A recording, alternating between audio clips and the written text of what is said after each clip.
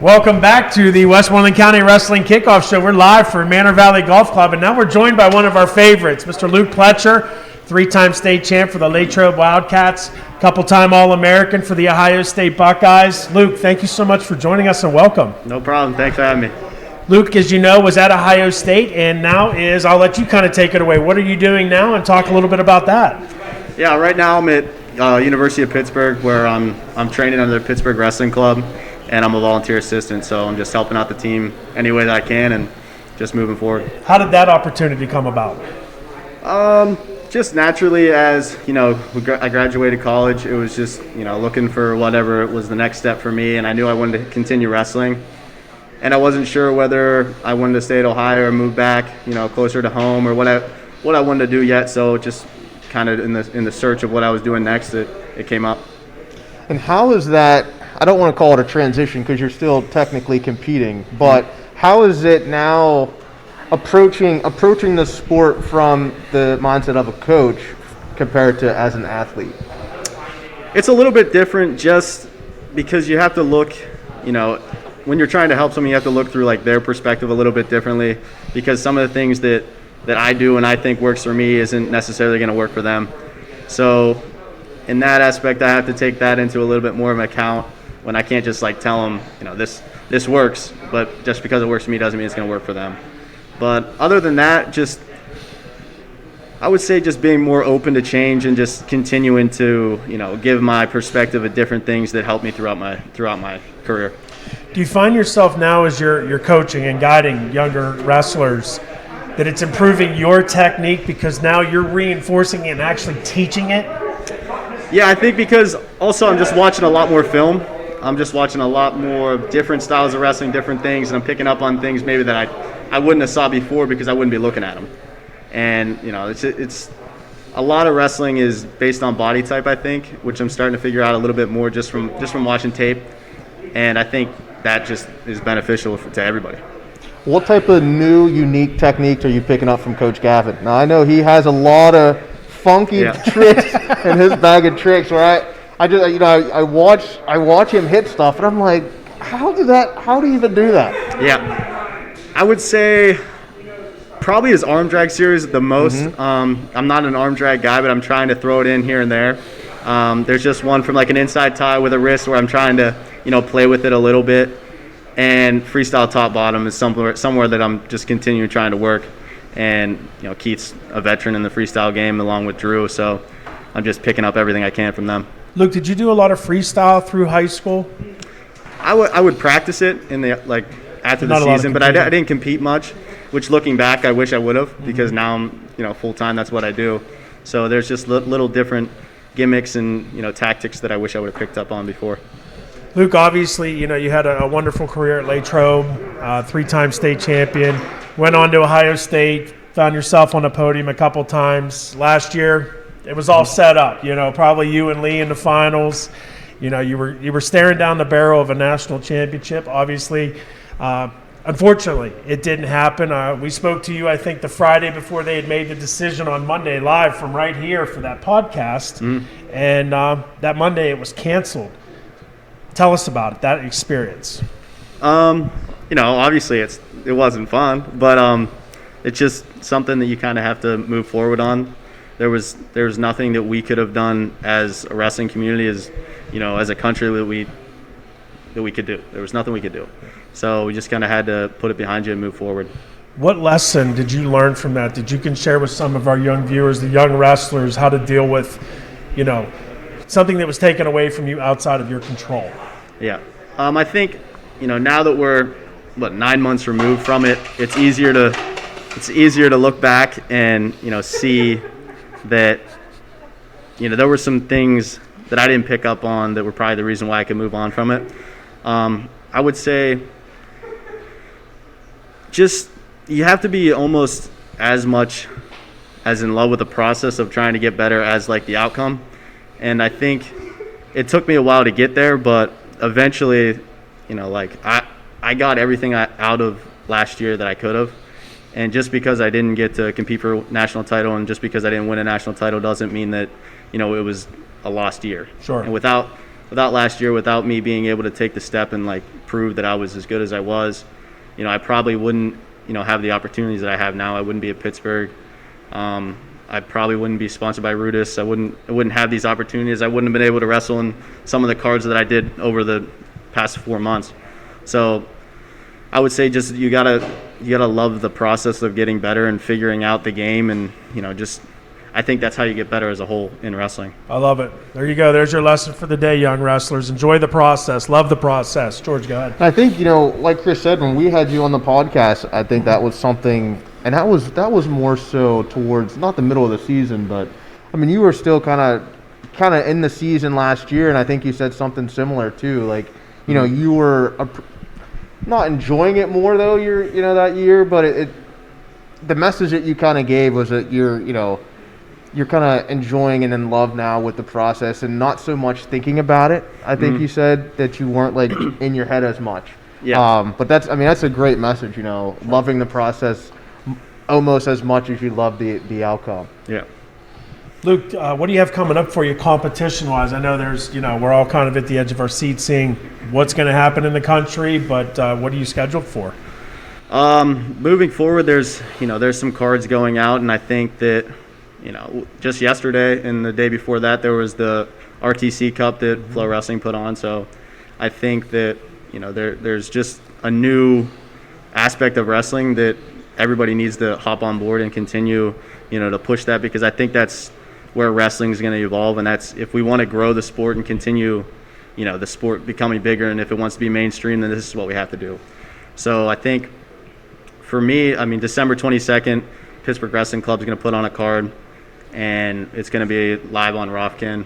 And yeah, so it's going to be on Rofkin. So if you want to watch the match, if you want to watch, I think there's going to be, I don't know how many matches we have scheduled right now, but there's going to be a good many of them. So if you want to watch that, it's going to be live on Rofkin. Do you know who any of the competitors are yet? Are you allowed to talk about it? They're not released yet. We have, I think, 6 or 7 so far lined up, and they're going to be released every once in a while, just putting them out. That'll be hosted live at the Pete?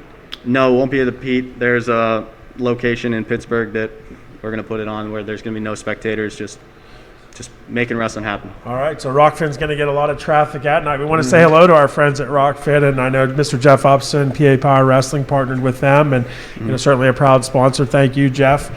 Go ahead, George. Any more questions for Luke? I have a couple things I wanted to shift to if we're... So will you be competing in that event? Right now, I don't have a match, but I'm currently seeking one. There's a couple that we're in contact with that, we're just trying to line it up and see if it'll fit into their schedules. But so how does that process work? Like, do you just reach out, hey, do you want to wrestle, or do you have somebody doing that on your behalf? Both. There's, obviously Keith and Jordan and Drew and myself are all reaching out and trying to make sure that we can get matches. But, it's just calling people up and see if they want to compete. Yeah. So to everyone watching now, start going on your social media platforms and calling people out to wrestle Pletcher in this event. Set up the challenge. Yep. Luke, we had Coach Mears on a little while ago, again, back into the wrestling arena full-time as the head coach of the Latrobe Wildcats. Obviously you're 5 years removed. Talk a little bit about how that transition's working. And Luke, you also have a younger brother who wrestles for Coach Mears. Talk about that. Yeah, I'm not too sure how it's going. I talked to Jack just a little bit ago. I went home and talked to him, and it seems like it's going well for them. It's just a transition. We have some great wrestlers there, so I think it's a good spot to jump into. And it's a young team, but there's some talent there, and I think it's going to be great to watch over the future. I remember, I just recalled last year after Vinny won the state title, you had texted him. Weren't you at Big Tens? Yeah. I think, you have one of the biggest matches of your life coming up.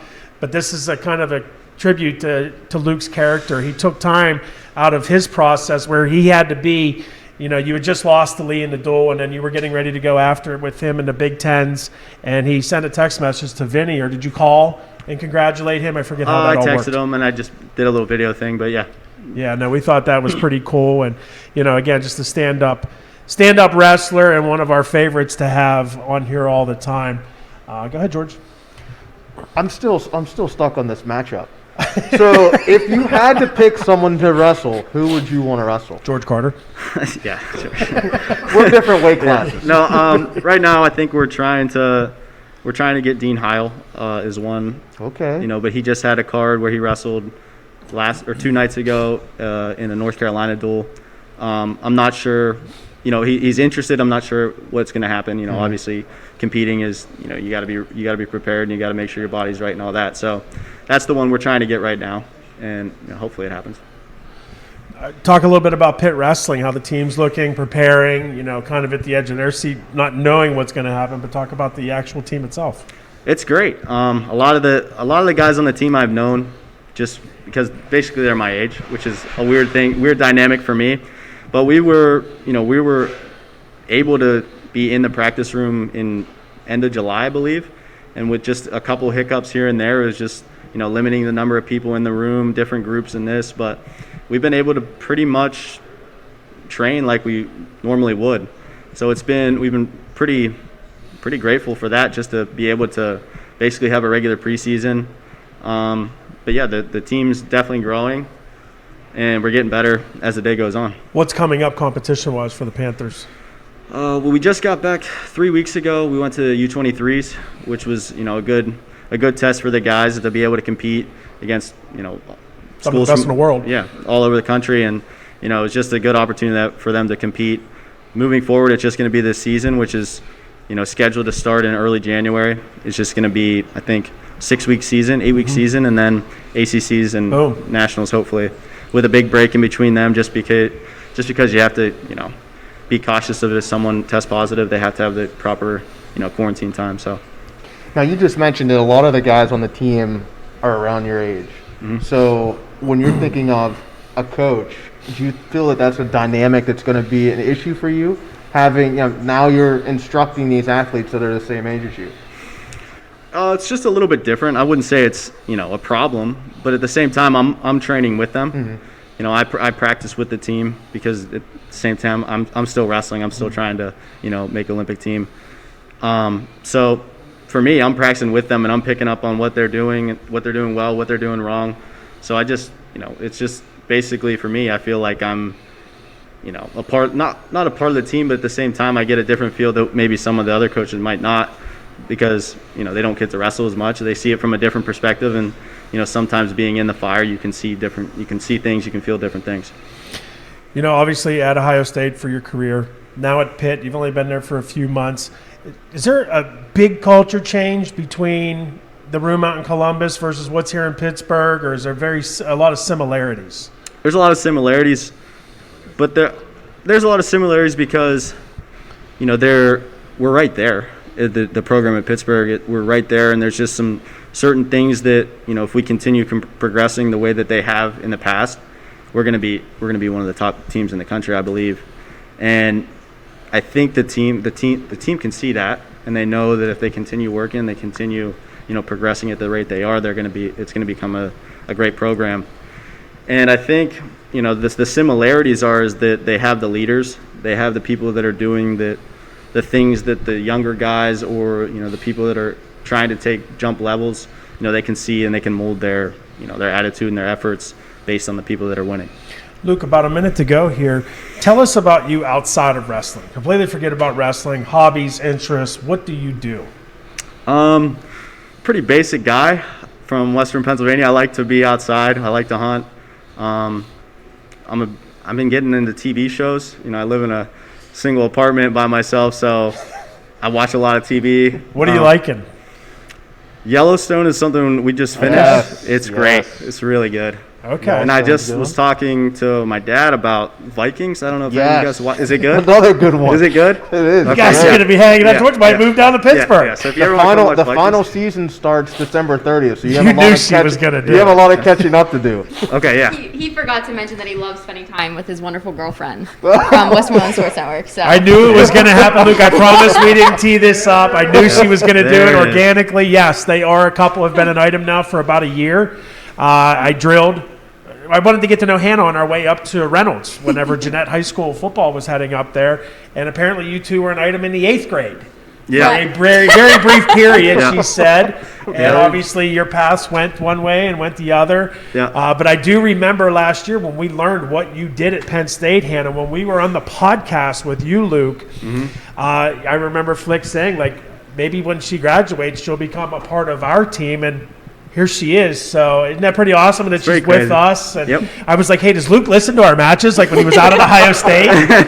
He goes, yeah, he always tuned in whenever Latrobe was wrestling. I think so that was pretty cool. I think the first thing that I tuned into was, I hope it was you guys that put it on now that I'm speaking about it, but did you, senior league games, Latrobe? Yes. Yeah. That's us. Yeah, I would. My friends at college, we would sit in my apartment and watch my brother who played in their Ukes. We'd just sit back and, Nice. drink water and watch him watch them play senior league games. Oh, that's awesome.